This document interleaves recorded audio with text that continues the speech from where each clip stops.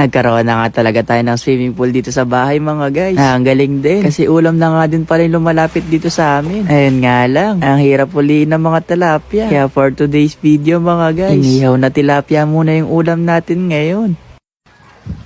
Pagising ko pala kaninang umaga mga guys. Eto na nga yung naabutan ko. Grabe, sobrang bilis tumaas ng tubig dito sa amin. Baka sa susunod na pagbukas ko ng pinto mga guys, diretso na talaga ako ng swimming.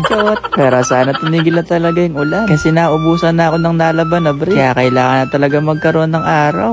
Napataas na nga ng pataas yung tubig dito. Napagpunta ko nga dito sa kusina, nagulat ako, meron na ding isang tilapia na ang laki din. Sabi ni mama, kunin ko daw. Kasi nakawala nga lang daw to.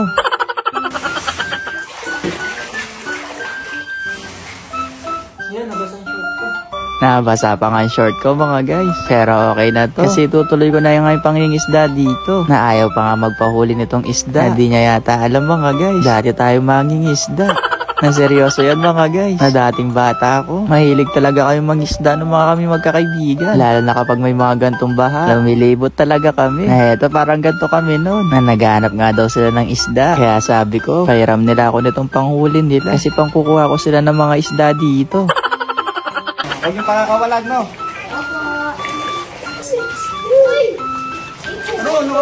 Nakawala pa. Kakasabi ko lang magpakakawalan mga guys. Nanliliksi kasi ng mga isda ngayon. Kaya kailangan bantayan kasi baka mapunta sa kabilang bahay. Buhay pala itong mga tilapia mga guys. Kasi yung mga ibang malalaki dito, nakawala lang daw to sabi ni mama. Pero yung mga maliliit, binuhos lang niya kagabi. Na eto ako ngayon nanguhuli ng tilapia.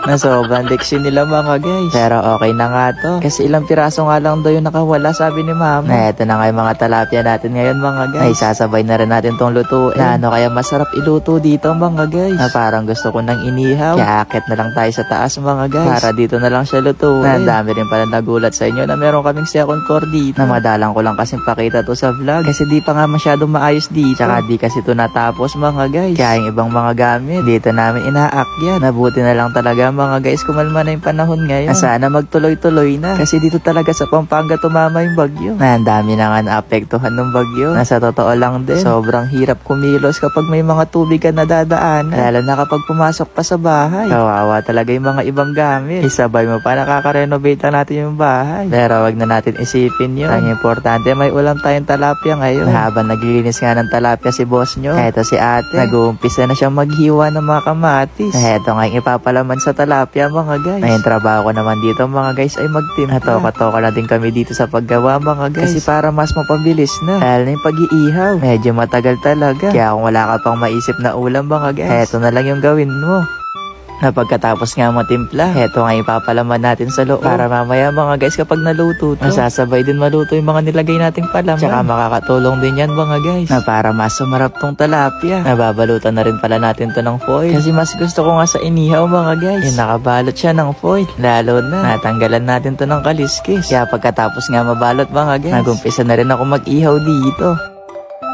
Na eto nga lang yung pinakamatagal na part mga guys. Yung hihintayin mo talaga siyang maluto. Na dapat kasi yung baga sakto lang. Hindi umaapoy. Hindi rin naman ganun kahina. Kaya habang hinihintay nga maluto, nag-umpisa na rin kami dito maglaga ng okra. At saka na din ng talong. Kasi masarap nga to ka-partner sa talapia. Na masasarap pa nga to mga guys. Kung meron kang masarap na sausawan. Na eto nga yung alo bebe. Sana all may bebe mga guys. Shot. Na dinagdagan pa nga namin to ng sili. Na grabe mga guys. Excited na ako kumain. Na magkakaiba nga kami ng gusto ng pagkakaluto dito mga guys. Katulad ngayon si ate mas gusto daw niya ng pirito. Yung kuya ko naman mas gusto niya yung inihaw na walang foil. Na grabe mukhang nakakaluwag-luwag kami dito. Kasi magkakaiba nga luto yung talapia. Pero mura lang kasi talaga yung talapia ngayon mga guys. Na umakyat na rin si mama. Na may dalang malamig na soft drinks. Na eto na nga yung tanghalian namin ngayon mga guys. Kaya naman tara, kain na tayo mga guys. Hindi pa nga tulututong inihaw. Pero mamaya na siguro yan. Kasi mag-umpisa na nga kami kakain dito. Na sana bukas pagising ko, seafood na yung mga lumalangoy sa bahay.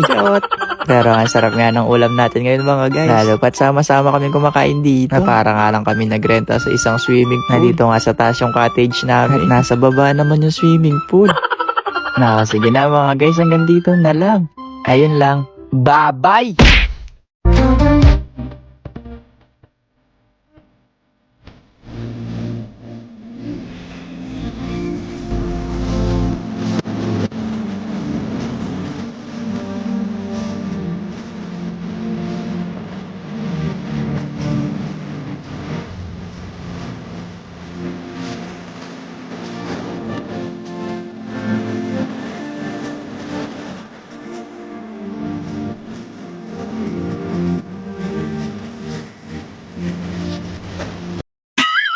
Ako na muna pala yung mag-i-intro kasi natutulog pa si Chawot. Mas maaga kasi ako nagigising sa kanya. At kada gigising ako, sinusuot ko na kaagad itong paborito kong takong. Chawot, sinukat ko lang baka hindi ko nakasya.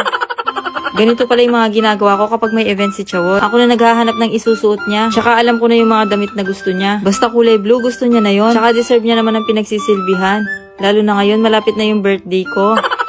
Kinuha ko na nga tong kabayo para plansyahin ko na yung mga damit namin. Ewan ko ba kung sa amin lang, tawag kasi namin dito kabayo. Hindi ko din alam kung bakit kabayo yung tawag dito kasi hindi naman siya tumatakbo. Kaya naman pagkatapos ko magplansya, pinuntahan ko na siya para gisingin.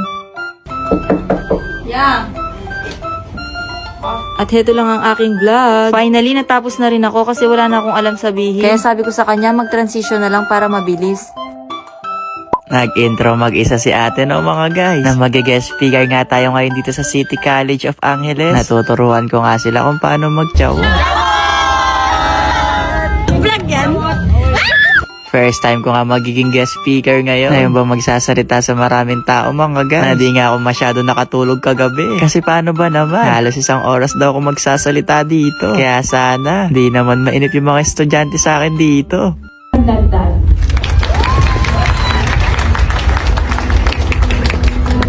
Hi, good morning po. So guys, dito pala ako sa school para magturo. Ay, nag-voice over no? Gusto ko lang magpakilala sa inyo. Ako po pala si Prince Adrian Dagdag. O mas kilala yung tinatawag nila Chawot sa social media. Kung in-offer sa akin to guest speaker, medyo kinabahan ako kasi mas madagdag po ako sa vlog compare po sa personal. Kaya sana maging maganda po yung presentation ko ngayon. At sana magustuhan niya din. At hindi yung Chawot.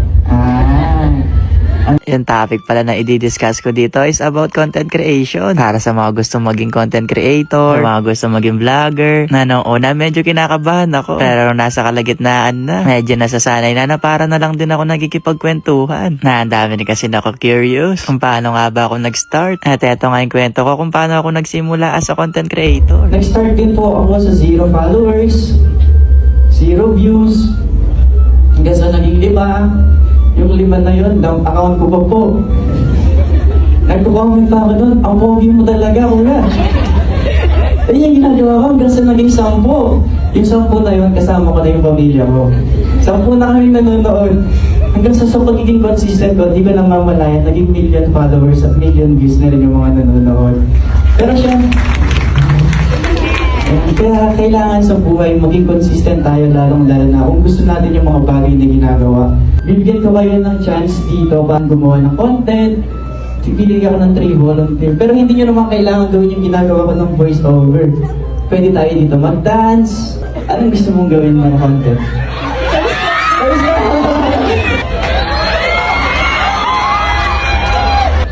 A day in my life po. Kamukha naman natin Erika. From this to this. So ayan, nandito tayo ngayon sa conference.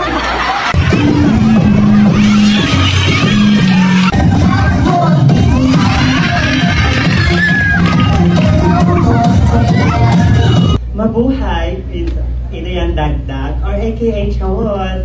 Gano'n ko mabuhay Philippines. Kaya itandaki maes. Kapag nandun ka na sa pagka-content, always remember na maging humble ka lang palagi. And kasi para sa akin, the more na nagiging humble ka, the more na i-bless ka pa ni Lord.